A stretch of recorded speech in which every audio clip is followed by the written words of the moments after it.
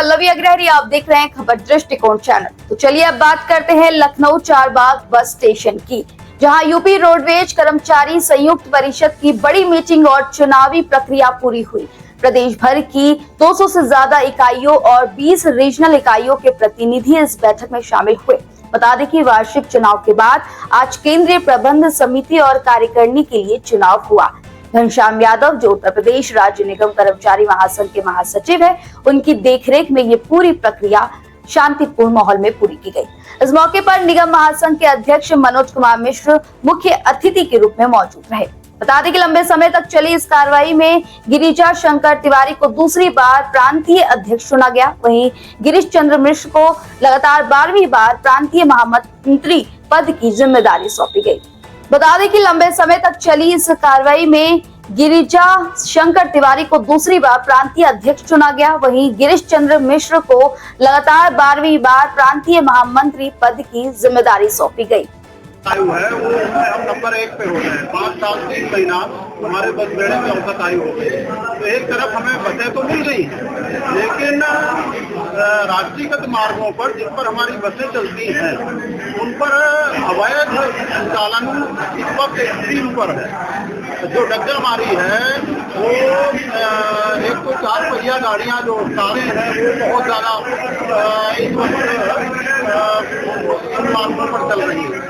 तो उनसे कारपोरेशन का 3 से 4 करोड़ रुपया प्रतिदिन का वो लूट के ले जा रही है और राज्य सरकार का भी कम से कम 60-70 करोड़ रुपया नुकसान कर रही है। और इसकी वजह से कारपोरेशन का लोड फैक्टर काफी डाउन है, यात्री बहुत कम मिल रहे हैं और उसका खामियाजा कहीं न कहीं हमारे चालक संचालक भुगत रहे हैं। उनसे कहा जाता है 50% लोड फैक्टर लाइए, जब यात्री सड़क पर मिलते नहीं है उनके वेतनों से कटौतियां की जा रही है। तो ये इस तरह की बड़ी समस्याएं हैं। कुछ निगम की समस्याएं हैं। कारपोरेशन के जो नियमित कर्मचारी हैं उनको 50% डीए मिल रहा है, जबकि राज्य कर्मचारियों को 55% मिल रहा है। इस तरह से तमाम समस्याएं इस वक्त कर्मचारियों की हैं और निगम की हैं।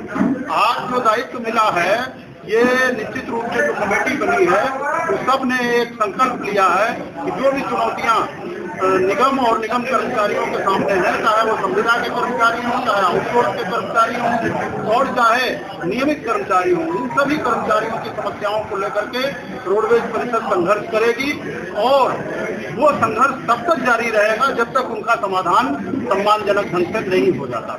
जीत का श्रेय किसको देना?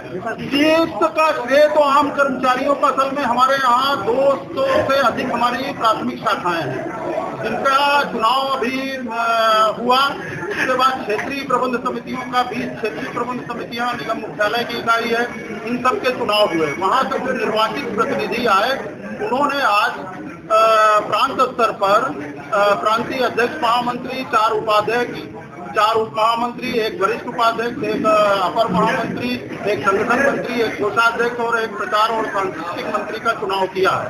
इस तरह से 15 सदस्यीय एक कमेटी बनी है। उसके अलावा जो बाकी करीब 42 और साथी हमारे हैं, कुल मिलाकर 57 की कार्यकारिणी हमारी बनी है। पूरे प्रदेश में प्रत्येक क्षेत्र में संरक्षकों की नियुक्ति आज की गई है। साथ ही साथ कुछ साथी विशेष आमंत्रित सदस्य के रूप में भी निर्वाचित हुए हैं। इस तरह से मैं समझता हूँ 100 के करीब आज कमेटी का, जो रोडवेज कर्मचारी संयुक्त परिषद की औपचारिक कमेटी 57 की और सारे लोगों को मिलाकर के एक बड़ी कमेटी बनी है और इस कमेटी ने संकल्प लिया है कि हम आने वाले दिनों में परिवहन निगम और इसके कर्मचारियों के हितों की रक्षा के लिए पूरे तन मन धन के साथ जुटेंगे और इसका समाधान करेंगे। क्योंकि यह कर्मचारियों ने हमें ये दायित्व सौंपा है। रोडवेज परिषद एक ऐसा संगठन है पूरे प्रदेश में जो प्रत्येक वर्ष चुनाव कराता है और हमारे चुनाव में लगभग 3 महीने का समय लगता है। शाखा से लेकर प्रांत तक का चुनाव 3 महीने में संपन्न हो पाता है और ये एक इतिहास है रोडवेज परिषद का। मेरी समझ से देश में ऐसा कोई संगठन नहीं जो इतने व्यापक स्तर पर प्रत्येक वर्ष चुनाव करा करके संगठन को नई गति दे करके और कर्मचारी और उसके निगम की समस्याओं का समाधान कराता है। प्रतिनिधियों ने सर्वसम्मानित से इन दोनों को निर्विरोध चुना। अब नई टीम के सामने कर्मचारियों के हितों से जुड़े मुद्दे पर बात होगी।